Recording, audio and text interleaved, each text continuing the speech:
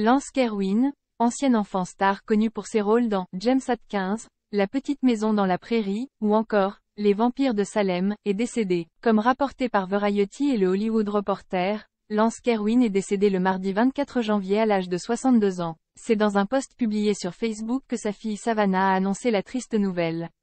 Je suis vraiment désolée pour ceux que nous n'avons pas pu contacter personnellement pour les informer, mais Lance Kerwin est décédé hier matin. Nous apprécions tous les mots aimables, les souvenirs et les prières qui ont été partagés. Au cours des semaines à venir, je partagerai plus d'informations sur les cérémonies d'après-vie. Il aimait chacun de vous. La cause de son décès n'a pas encore été dévoilée. Une carrière télévisuelle prolifique née le 6 novembre 1960 en Californie, Lance Kerwin a fait ses débuts en tant qu'acteur à l'âge de 14 ans en 1974. Cette année-là, il enchaîne déjà les petits rôles à la télévision, pas moins de 9 rôles en une année dont celui de Danny Peters dans La petite maison dans la prairie. En 1976, le jeune acteur est choisi pour jouer la version jeune du personnage de Michael Landon dans le téléfilm The Loneliest Runner. L'année suivante, il décroche finalement le rôle qui le fera connaître, celui de James Hunter dans la série James Atkins, plus tard connu sous le nom de James At 16, qui a remporté 2 nominations aux Emmy. Lancé en 1977, le show se compose d'un téléfilm servant d'épisode pilote et de 20 autres épisodes. Lance Kerwin a également joué aux côtés de David Soul et James Mason dans la mini-série d'horreur télévisée de 1979, Les vampires de Salem, une adaptation du roman du même nom de Stephen King détentrice de 3 nominations aux Emmy cette fois.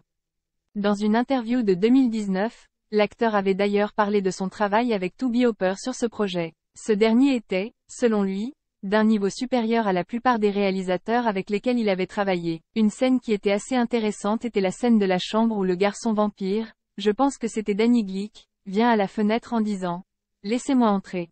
Laissez-moi entrer ». Pour toute cette scène, le film tournait en arrière dans l'appareil photo. Nous avons commencé à la fin et avons reculé jusqu'au début où je suis au lit et j'ouvre les yeux. C'est la raison pour laquelle il semble qu'il y ait quelque chose de différent. Quelque chose de bizarre à ce sujet. La fumée coule différemment à cause de la façon dont cette scène a été tournée. Au cours de sa carrière, l'acteur est apparu dans 55 projets, essentiellement télévisuels.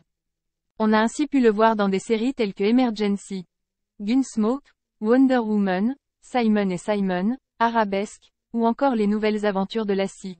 En 1995, il donne la réplique à Dustin Hoffman et Morgan Freeman dans le film Alerte de Wolfgang Peterson puis s'éloigne des plateaux et devient pasteur pour la jeunesse en Californie et à Hawaï. Après 27 ans d'absence, il revient sur nos écrans, le grand cette fois, dans un tout dernier projet.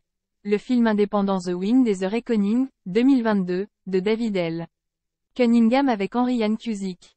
Dans un communiqué, John Boitano d'Iconic Management, qui a travaillé avec Lance Kerwin, a fait l'éloge de ce dernier. C'était un gars intelligent, et il avait traversé beaucoup de choses dans sa vie. C'était un type bien. Lance Kerwin laisse dans le deuil sa femme Yvonne et ses 5 enfants.